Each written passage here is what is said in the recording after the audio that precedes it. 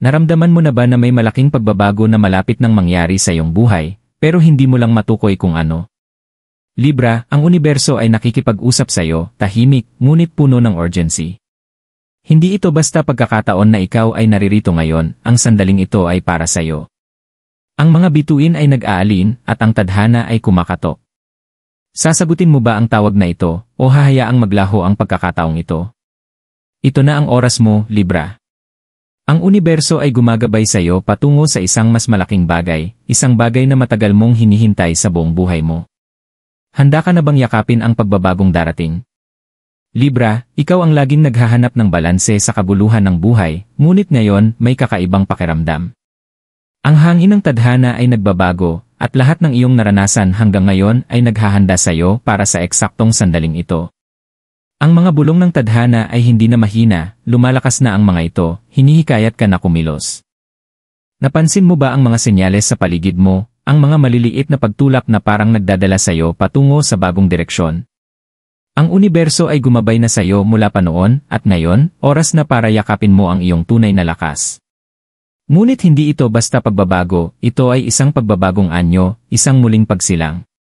Ito ay tungkol sa pagyakap sa hindi alam, pagtitiwala sa banal na plano, at pagpapahintulot sa iyong sarili na dalhin sa buhay na laging nakatakda para sa iyo. Libra, oras na para bitawan ang nakaraan at lakbayin ng buong tapang ang iyong hinaharap. Ang tawag ng tadhana.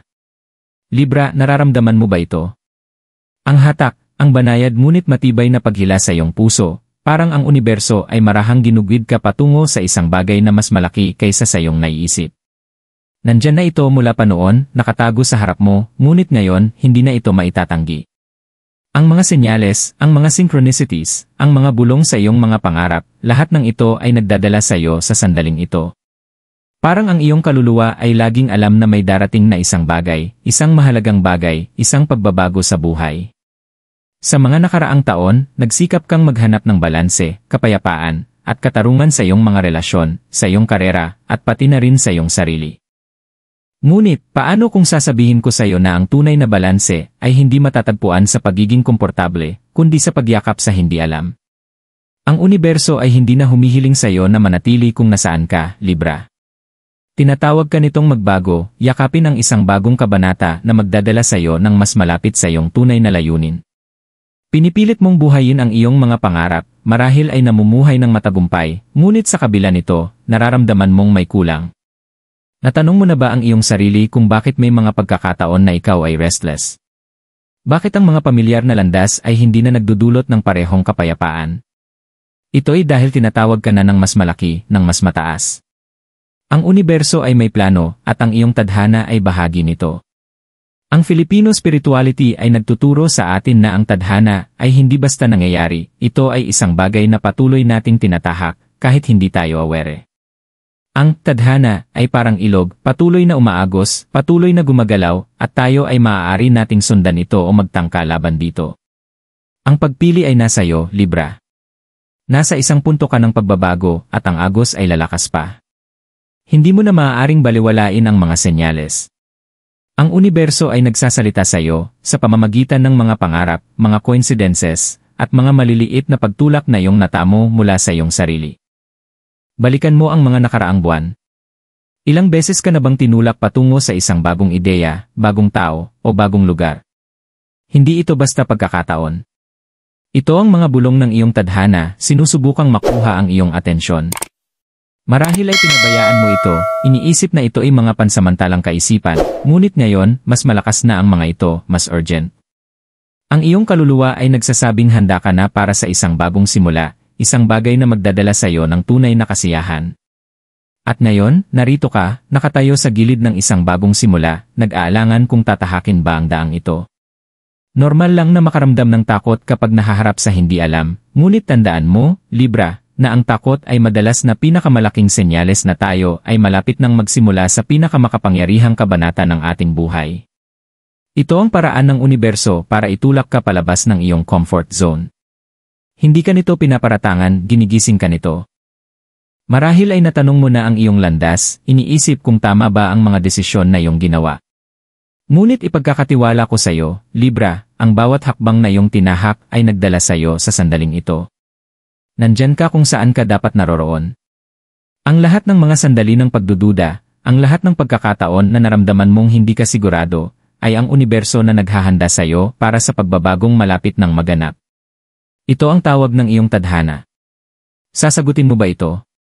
Ang daraanan mo ay hindi magiging madali, ngunit wala namang bagay na may halaga na madali lang. Makakaranas ka ng mga hamon, ngunit ang mga hamong ito ang maghuhubog sa iyo, magpapanday sa iyo, at maghahanda sa iyo para sa kalakasan na naghihintay sa iyo. Sinasabi ng universo na ngayon na ang oras para magtiwala, bitawan ang takot, at yakapin ang paglalakbay na naghihintay sa iyo. Ang iyong tadhana ay tinatawag ka, Libra. Ang tanong ay, handa ka na bang magsimula? Pag-unawa sa kahalagahan ng iyong paglalakbay. Libra, habang ikaw ay nakatayo sa krus ng iyong buhay, mahalaga na magmuni-muni sa landas na nagdala sa iyo dito. Bawat desisyon, bawat pagliko ng tadhana, ay naghatid sa iyo ng mas malapit sa sandaling ito. Ang universo ay gumagana sa mga misteryosong paraan, pinagdugtong-dugtong ang mga sinulid ng iyong nakaraan at kasalukuyan upang likhain ang habi ng iyong tadhana. Naisip mo na ba, Libra, kung bakit nangyari ang mga partikular na kaganapan sa iyong buhay? Hindi ito pagkakataon lang, Libra. Laging nakatakda na mangyari ito sa ganitong paraan. May mga pagkakataon sa iyong buhay na hindi ayon sa plano ang mga nangyari, kung saan ang lahat ay tila hindi tiyak. Nakaranas ka ng mga kabiguan, mga sakit ng puso, at mga hamon na tila imposibleng malampasan. Ngunit sa Filipino spirituality, naniniwala kami na ang lahat, gaano man kasakit o kahirap, ay may layunin. Ang kapalaran ay hindi tungkol sa pag-iwas sa paghihirap, ito ay tungkol sa paglago at pagpapalakas sa kabila nito. Bawat pagsubok na iyong hinarap ay isang aral, na nagturo sa iyo ng isang mahalagang bagay, isang bagay na naghanda sa iyo para sa mga susunod na mangyayari. Isipin mo ang mga relasyon na humubog sa iyo. Kung ang mga ito man ay puno ng pagmamahal o puno ng alitan, ang bawat tao na pumasok sa iyong buhay ay may dahilan. Ang iba ay dumating upang magturo sa iyo ng mga mahalagang aral tungkol sa tiwala, ang iba naman ay upang matutunan mong magpakawala. Natutunan mo na ang kahalagahan ng balanse, ng pag-unawa sa iyong sariling pangangailangan at ang pangangailangan ng iba. Ngunit sa kabila ng lahat ng iyong natutunan, mayroon pang mas malalim na pagkaunawa na naghihintay para sa iyo. At ang pagkaunawang iyon ay maaari lamang dumating kapag niyakap mo ng buo ang iyong sariling halaga at ang kapangyarihan na nasa loob mo. Tandaan mo, Libra, ang iyong paglalakbay ay hindi basta-basta. Bawat sakit ng puso, bawat tagumpay, bawat paglihis ng landas, lahat ng ito ay bahagi ng malaking plano ng universo. Ito ay naghahanda sa iyo para sa sandali kung kailan ikaw ay tatahak sa iyong buong potensyal, kung kailan ikaw ay magiging handa na yakapin ang tawag ng iyong tadhana. Pinag-aali ng universo ang mga bituin para sa iyo, gumagabay sa iyo gamit ang maliliit na senyales, at ngayon, hinihiling nitong magtiwala ka sa proseso. Maaaring nagtanong ka na tungkol sa iyong layunin, iniisip kung tama ba ang landas na iyong tinahak. Ngunit sa kalooban mo, alam mong ikaw ay naririto para sa isang mas mataas na layunin. Ayon sa mga paniniwala ng mga Filipino, ipinanganak tayo na may tiyak na layunin, at ang lahat sa buhay ay isang aral sa pagtupad ng layuning iyon. Ang sakit, ang kasiyahan, ang kalituhan, lahat ng ito ay bahagi ng iyong espiritual na paglago. Ito ay tumutulong sa iyo upang maintindihan kung sino ka talaga at kung ano ang kaya mong gawin. Bilang isang Libra, likas sa iyo ang paghahangad ng pagkakaisa, kapayapaan, at katarungan. Magaganda ang mga katangiang ito, ngunit ngayon, tinatawag ka ng mas malalim na layunin. Hindi lang ito tungkol sa pagpapanatili ng balanse sa iyong mga relasyon o sa iyong kapaligiran, ito ay tungkol sa paghahanap ng balanse sa iyong sarili. Pinagagabay ka ng universo patungo sa sandaling ito kung saan maaari mong tunay na aliin ang iyong kaluluwa sa iyong layunin at ang landas na magdadala sa iyo ng tunay na kasiyahan. Yakapin mo ang mga karanasang nagdala sa iyo dito, Libra. Ang mga pagsubok, ang mga tagumpay, ang mga aral, lahat ng ito ay naghahanda sa iyo para sa pagbabagong malapit ng maganap. Ang universo ay binibigyan ka ng kaliwanagan upang makita ang mas malaking larawan, upang maintindihan na ang lahat ng iyong naranasan ay humubog sa iyo upang maging kung sino ka ngayon. Oras na upang magtiwala na ang mga karanasang ito ay may mas mataas na kahulugan, at ang mga ito ay mahalaga sa paglago na magaganap sa mga darating na buwan. Ang susi ngayon ay ang pagpapalaya sa anumang natitirang mga pagdududa. Mahabang paglalakbay na ito, ngunit handa ka na. Ang universo ay gumagawa para sa iyong kapakinabangan, gumagabay sa iyo hakbang-hakbang, at ngayon, oras na para magtiwala na ang lahat ng nangyari ay bahagi ng mas malaking plano. Hindi ka nawawala, Libra, nandyan ka kung saan ka nararapat. At habang tinatanggap mo ang susunod na hakbang sa iyong paglalakbay, matutuklasan mong ang lahat ng mga piraso ng iyong buhay ay nagsisimulang magtaglay ng kahulugan.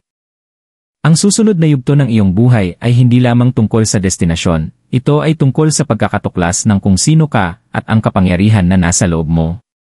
Ang paglalakbay na ito ay magdadala sa iyo ng harapan sa iyong tunay na sarili, at sa paggawa nito, iaalin ka sa mas mataas na layunin na matagal mo nang alam na naghihintay para sa iyo.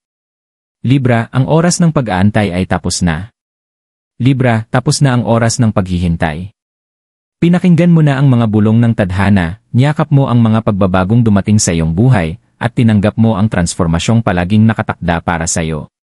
Ngayon, nakatayo ka na sa pintuan ng isang bagay na maganda, isang bagay na makapangyarihan, ang iyong hinaharap. Ang universo ay gumabay sa iyo sa bawat hakbang, at ngayon, ang iyong pagkakataon na tahakin ang landas ng may tapang at pagtitiwala. Hindi naging madali ang iyong paglalakbay, at hindi rin ito magiging madali. Ngunit hindi ka na ang taong nagsimula sa pagbabago na ito. Mas naging malakas ka, mas matalino, at mas konektado sa iyong tunay na layunin. Laging nasa iyong tabi ang universo, itinulak ka nitong maging ang taong palagi mong nakatakda na maging. At ngayon, maaari ka nang maglakad ng may kumpiyansa, alam mong ang lahat ng naranasan mo ay naghanda sa iyo para sa sandaling ito. Sa Filipino spirituality, naniniwala kami na ang bawat hakbang na ating tinatahak ay bahagi ng isang banal na plano, at Libra, nandyan ka kung saan ka talaga nararapat. Lahat ng nangyari sa iyong buhay, ang lahat ng mga hamon at tagumpay, ay nagdala sa iyo sa makapangyarihang sandaling ito. Handa ka na upang yakapin ang iyong tadhana, magtiwala sa plano ng universo, at maglakad ng may pusong puno ng pag-asa at pananampalataya. Libra, ang oras mo ay ngayon. Binuksan na ng universo ang mga pintuan, at oras na para tahakin mo ang buhay na palagi mong pinapangarap. Magtiwala na ang naghihintay sa iyo ay walang kasing ganda. Ang paglalakbay ay hindi pa tapos, nagsisimula pa lamang ito. At sa bawat hakbang, matutuklasan mo ang iyong sarili na mas malapit sa taong palagi mong nakatakda na maging. Kumuha ka ng hakbang, Libra. Naghihintay na ang iyong tadhana.